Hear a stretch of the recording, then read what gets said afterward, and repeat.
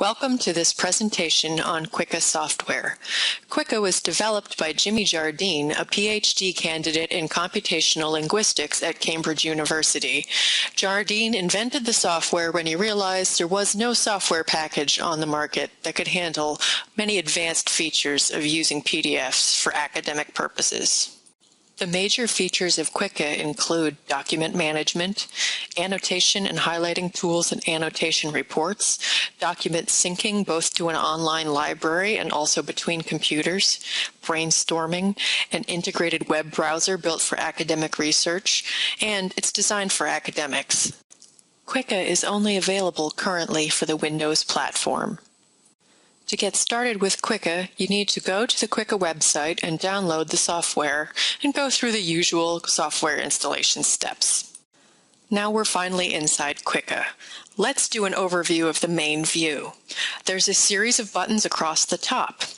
In the main pane, there's a list of your libraries. On the right, there's a link to some podcasts and also information about new features. When you start using Qiqqa for the first time, you'll have a library with your username and also a guest library. You don't really need the guest library. That's for people who want to test Qiqqa without signing up. If you want more libraries, you can use the Manage Libraries button. This takes you to the Qiqqa website where you can add new libraries. Why would you want to do that? Say you're doing research for two major papers. You might want a separate library for each one. Or you might want a library for your articles, but you want to share a library of articles with someone else. You can set up a separate library for sharing. In practice, though, you might only ever need one library, so just start there. Now we'll open a library. Start with the library with your username and click on it to open. Let's tour the screen. We'll start at the bottom left and go clockwise. On the bottom left, we have a small advertisement. There is a premium version of Qiqqa that has no ads, but the ads in Qiqqa are pretty unobtrusive. There's no blinking, flashing things, for example. Still, if they bother you while you are working, you can temporarily close them so you can get some real reading done.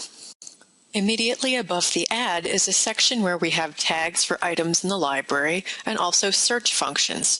We'll look at this later when we have some content in there. Above that section, we have some sort options. If you want to browse the articles in your library, you can sort by title, authors, year, and other features. Then there's the big toolbar at the top.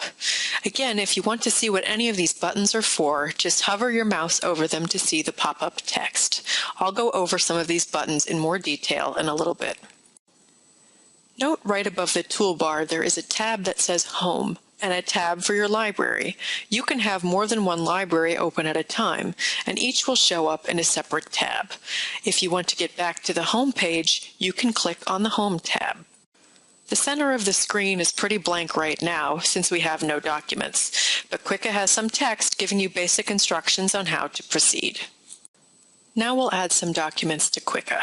There are several ways of doing this. First is the drag and drop method. Open Qiqqa, open the folder where your documents are, drag and drop the documents into the library. Note that my files have really unhelpful titles like 497311.pdf. I used to waste time changing those titles to something more useful, but I don't do that any longer. You'll see why in a bit. Another option is the Add Files button. In the browse screen that appears, choose the file you want to add. If you want to add more than one file, you can hold the Control button while you click on each file. It will then add all of them.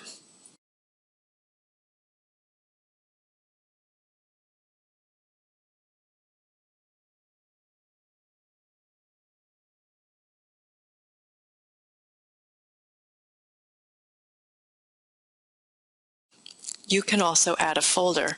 Click the Add Folder button. In the browse screen that appears, choose an entire folder of PDFs you want to add.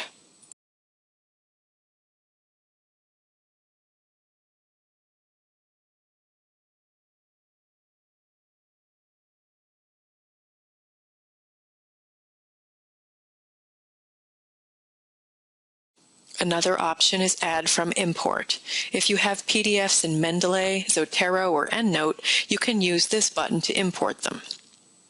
This also offers the option of importing BibTeX data. I'll explain more about BibTeX soon.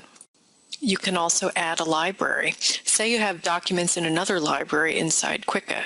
Maybe it's a library someone else shared with you, or maybe you just have more than one library, but now you'd like to put 2 or more of them together. You can use this button to import items from one Qiqqa library into another.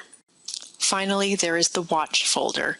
You can tell Qiqqa to watch a folder for new PDFs. You could set up a folder on your computer, call it New PDFs or something like that, and then every time you download a PDF in the future, you could put it in there. You tell Qiqqa to watch that folder. Every time you open Qiqqa after that, it will check in that folder for new PDFs. If it finds any, it will automatically import them into your library. Now let's start talking about bibliographical information. One of the best parts of Qiqqa is that it helps you organize your files without too much intervention from you. You do not have to retype information about your files. Citations are stored in a format called BibTeX. We refer to BibTeX as a form of metadata, that is, data about other data. A bibliographical citation is a type of metadata. It is data about something else, namely a book or article or other item that you want to cite in a paper.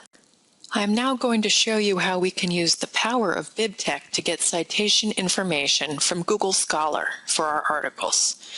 Let's look at our library again. It now has articles in it, but you'll notice that each article has a title and then underneath it, it says unknown year and unknown author.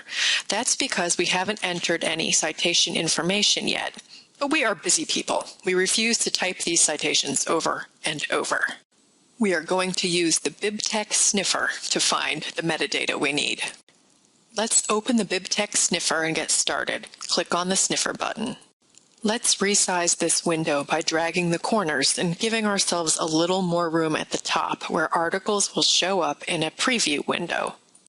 Now let me explain what's happening in this window. In the top, we get a preview of the article.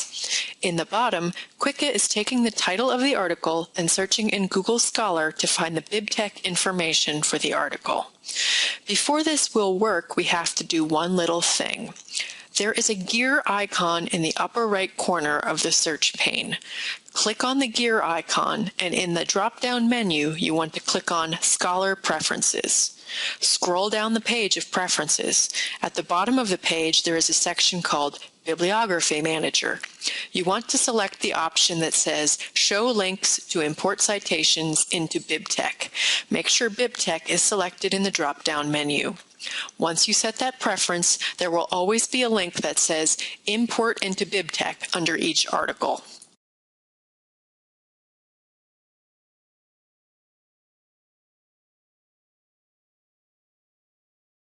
Once you find the right article, just click on Import into BibTeX. Notice that the bottom half of this screen now shows the BibTeX information. It has special characters in it like curly braces and brackets, but it's easy enough to read if you want to take a look at it. You'll also notice that the BibTeX information appears in the little box in the upper right of the screen. Once you are satisfied that the information looks correct, you can click on the blue arrow and continue to the next document that needs BibTeX information.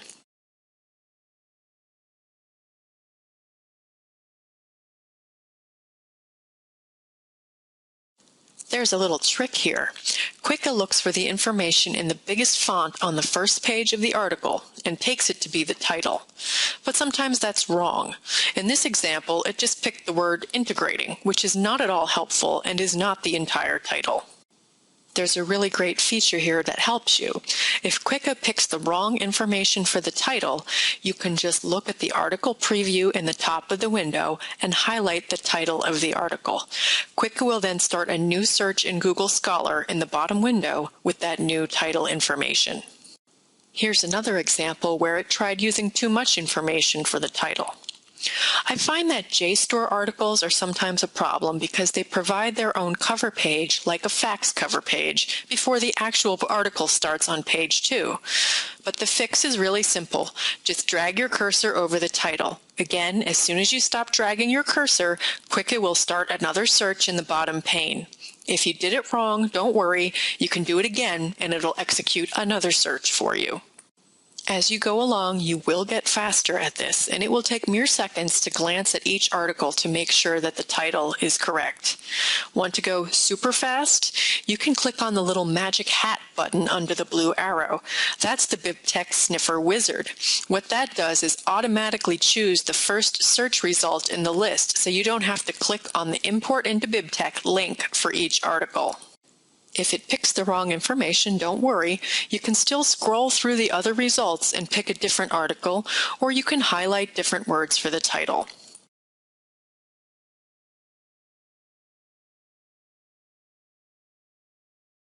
Now, what if you're going along, clicking through all this great metadata, and then you just can't find the right search result for an article?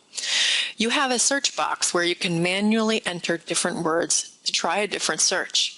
In this example, I try using the first part of the title and the name of the publication. I still don't find useful results, which is rare, but we'll just delete the BibTeX information for this article in the preview pane and move on to the next item. We can come back to this one later and enter information in a different way. Now we're back in the regular library view. How can we tell which papers are lacking metadata? The ones that have BibTeX metadata have a year and an author under the title. The ones that say unknown year and unknown authors are usually the ones that still need metadata. Now we can fire up the BibTeX Sniffer again, and it will start looking for BibTeX metadata for any paper we have in the collection that still doesn't have any. Or we can click through to an article and manually enter information. Note that if you hover your mouse cursor over the little PDF icon next to each title in your library, you can see a preview of the first page of your article. That's a helpful way to see at a glance if you're looking at the right article. I'll pick the article I couldn't find the right BibTeX metadata for. In the lower left, note that there is a section for BibTeX. Choose the type of item from the drop-down list. This is an article. Then go through the fields and fill them out.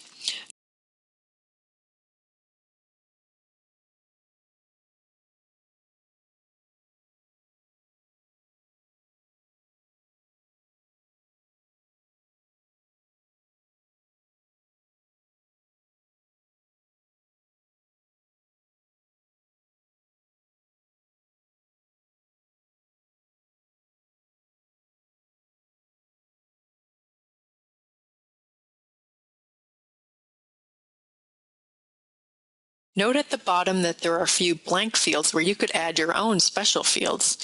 One of my favorite fields is the comment field. You can make little notes to yourself here. Later, you'll be able to search your library, including anything you entered in the notes. I find, as in this example, that I sometimes can't remember the article title or author, but I can remember who recommended it to me, so recording that is really helpful.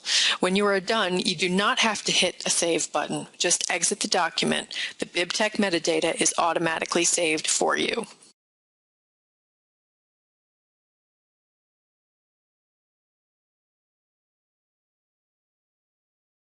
If you can't find the BibTeX metadata for an article and you don't feel like entering it manually and you don't want to search for it again every time you open the BibTeX wizard, you can put a # in the BibTeX metadata field and Qiqqa will not search for that metadata again. Another really helpful feature of Qiqqa is tagging. I tend to tag my articles in two ways, and I think you might find this useful. I enter a tag with a course number if the article is associated with any particular course, and then I try to add some tags about the topic. To enter a tag in the library view, click in the line with the title of the article you want to tag. Notice the item is highlighted. Then go over to the right column and enter your tag. Just type a tag and hit enter. Notice that if you apply the same tag to another item, the tag will appear in a drop-down list, which helps remind you which tags you've used before.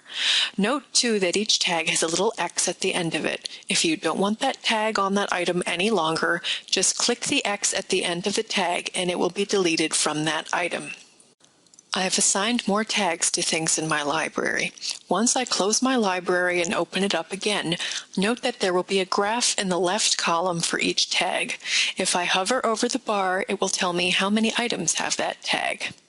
Notice immediately above that, it also gives me a text version of that same information. This is not particularly significant in a small collection of articles, but it can quickly grow in importance when you are talking about hundreds of articles. Before we leave tagging, there's just one more feature to see. Qiqqa has an auto-tagging feature where it tries to find relevant terms and article titles and use them as tags. To look at auto tags, go to the Auto Tag tab in the left column. If you hover over the bars in the graph, you can see that tags that Qiqqa is supplying. You can vote yes with the green thumb or no with the red thumb. You can also click on the Manage button and enter a list of tags you never want to see again. This feature is still under development, so you can ignore it if you want to. But if you have a lot of articles, it might be helpful because it can supply some tags for you. Let's move on to the article view and tools. Finally, we've got a lot of articles in our library. Now we get to the good parts. We can open an article by clicking in the title or in the PDF icon next to the article. Once we're in this article view, here's a few things to note. At the top of the page, notice we now have 3 tabs, one for the home screen, one for the library, and one for this article. We can switch among these tabs if we need to move around. Next, we have a series of buttons across the top toolbar. You can hover over any button to see what it does. On the right, we have the metadata, tags, a review section, BibTeX information, and a comment section. On the left, there is a duplicate detection section, which will tell you if there are any duplicate copies of this article in your library. You don't want to spend half your time annotating one copy and then have to start over on another copy because you didn't realize it's the same article. One copy of an article is enough. There is a keyword cloud of the most common words in the article. The advertisement is now on the lower right. Again, we can X out of it if it is bothering us. Let's close it so we can see a few other things. There is a search details section which would have information in it if we were doing a search. There's a citations in your library section. Now hold on to your seats here. This is one of the reasons why we filled in all the BibTeX metadata. There are outbound citations. That means if this paper cites another paper in your collection, that other paper will be listed here. There are also inbound citations. If another paper in your collection cites this paper, that other paper will be mentioned here. You will begin to see connections among your papers that you really couldn't find this easily before. There is also an Also by these authors section, which lists any other articles in your library by the same author. Finally, there is a Similar Papers in Google Scholar section, which lists papers similar to the ones you are viewing. Think about it. This gives you a jump start on finding other articles similar to the one you already have. It's like having a research assistant. Now I'll talk about reading articles in Qiqqa. You've got the article in front of you. You can just start reading. Or if all of the stuff in the margins is distracting you, or you think the text is too small, you can click on the tablet icon. That makes the article take up the full screen. When you're done with this view, you can just click on the tablet again to go back to the regular view. Now we'll talk about tools. I'll start in the full screen view again. First, we have the hand. That's just for moving around in the document. When you use any other tool and you're done with it, you can click the hand to make the other tool stop working. Next is the Select Text button. Let me back up for a second. You are viewing a PDF, but behind the scenes, Qiqqa has done optical character recognition on your document. That means you can actually copy and paste text from your document into a word processing document. So I've selected text, and then I can right-click on the text and choose a bunch of different options from the menu.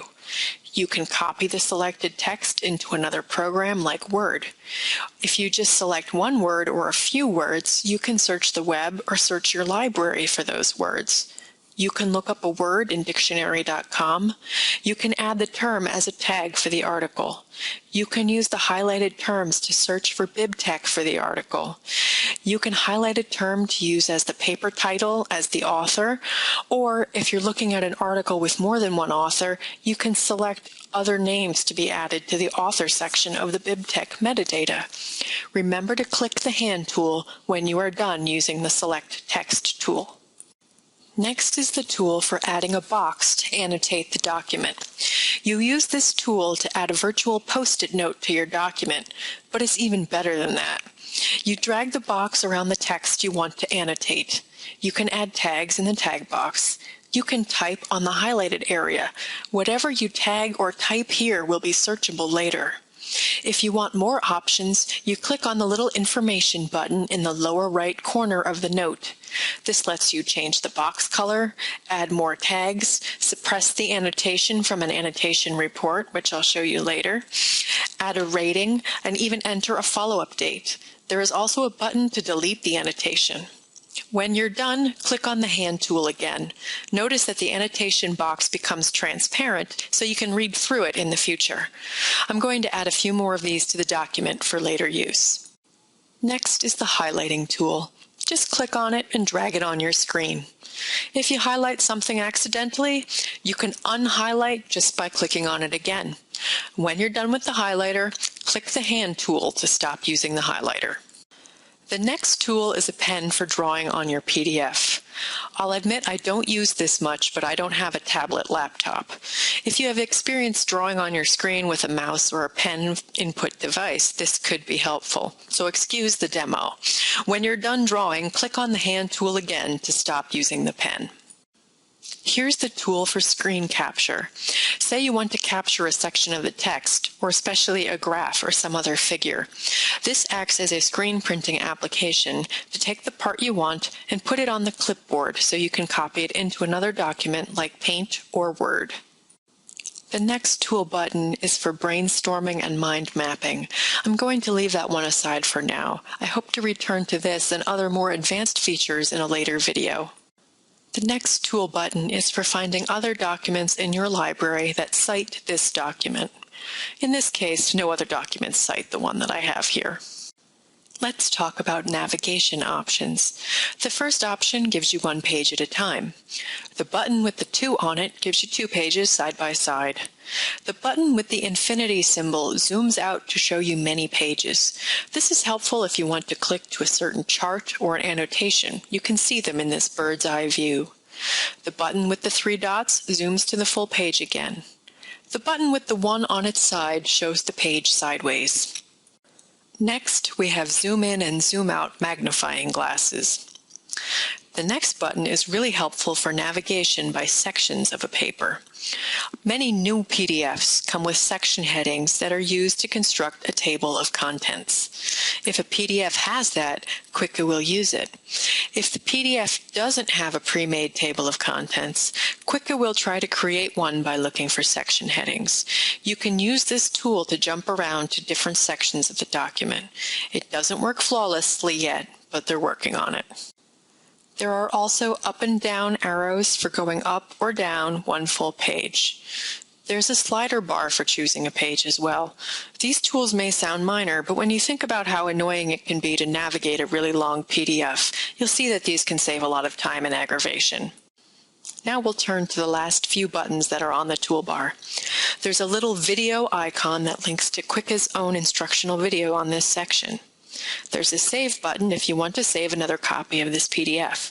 You already have a copy somewhere if it's in your library, but maybe you want to have a new copy with a new title so you can store it somewhere else. You can do that easily with this button. There's a Print button for printing the document. The hand icon is for emailing and sharing your document. It creates a temporary link to a copy of the document it stores online. The link only works for 3 days for copyright compliance purposes, so if you send it to someone, you should let them know the link only works for a few days.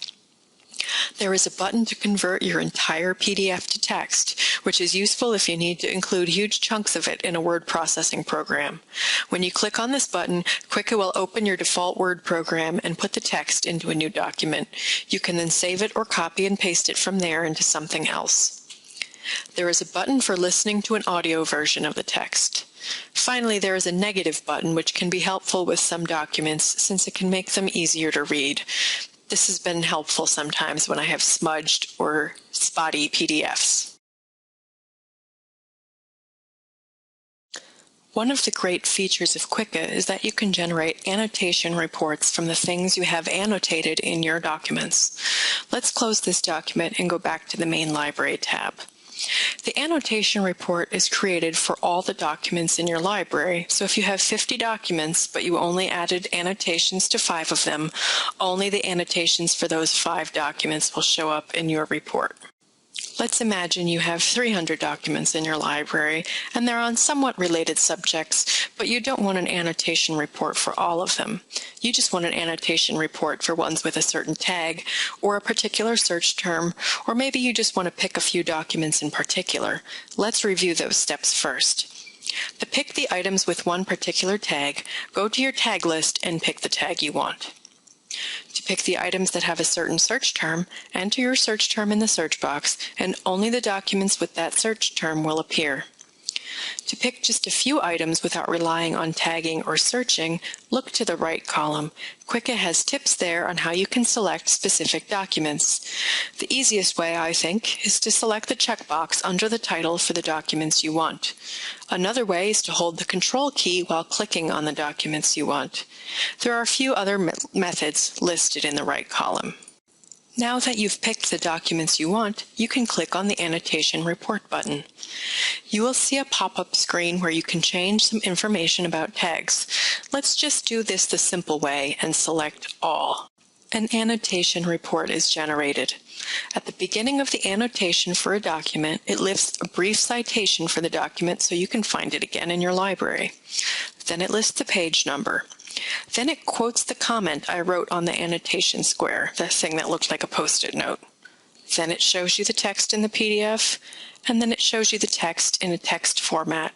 You can copy this text and paste it into another document if you want. Note with the items I highlighted, it shows me how the highlighting appears, and it also shows me the highlighting in the text version. Note too that if I click on the PDF text in the annotation report, it takes me right to that page in the document. Think of the possibilities here. You can mark your PDFs carefully so that when it is time to start writing, you could work from an annotation report instead of looking at the documents themselves. You can print the report or export it to Word. When you close the report, it is not saved, but don't worry about it. You can generate a new report at any time with just the click of a button. If you really want to save the report, export it to Word so that you can save a copy in Word. There's one last topic I want to cover, and that is syncing. You have all this information you're building around your PDFs, but say you want to be able to access it on the go from any internet connection, or you want to sync it between your office computer and your home laptop, or you just want to make darn sure that this information is backed up somewhere. You have several options.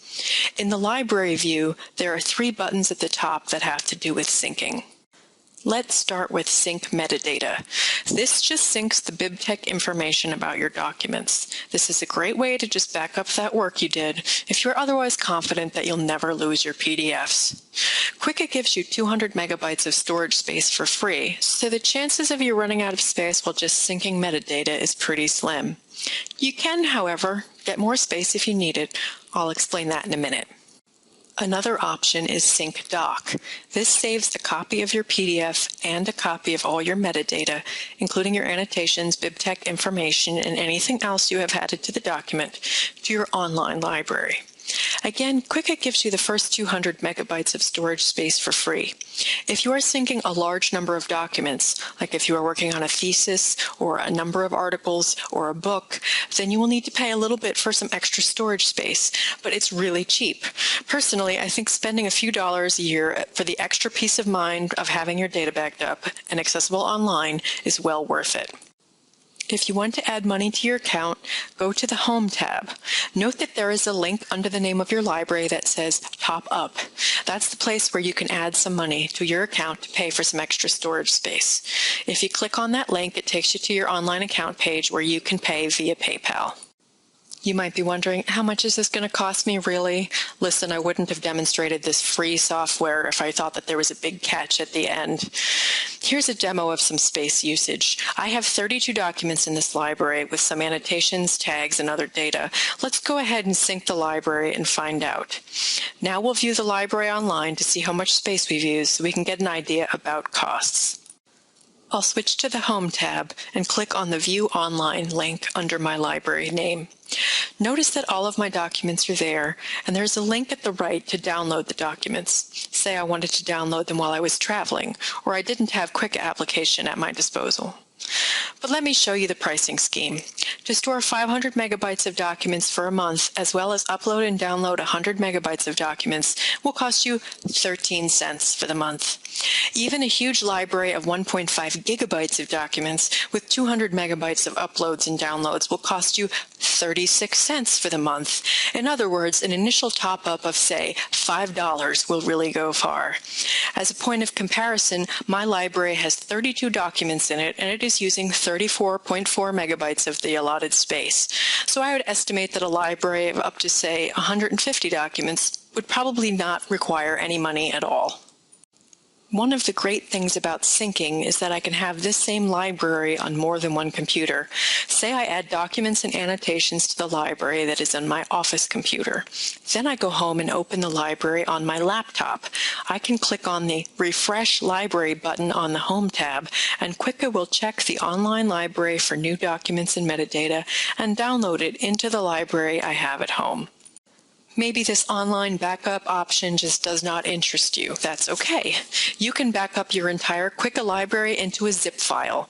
Then you can save that zip file on a USB stick, an external hard drive, or some other storage space that you have. Just don't do it on your own hard drive. To do it, go to the Home tab and click on the Backup option. Then you tell Qiqqa where to save the file. Qiqqa will save your entire library to that file, which you can then copy somewhere safe, preferably somewhere other than your hard drive. If you ever need to use that zip file, you just browse to it. Then you can browse to the place where Qiqqa is installed on your computer. It's under the name of the company, which is Quantile. You can then copy your backup folder into your current folder. That's all I'm going to cover in this tutorial. Qiqqa has many other features. For more information, visit the Qiqqa website at qiqqa.com and check out their help and tutorial and FAQ sections.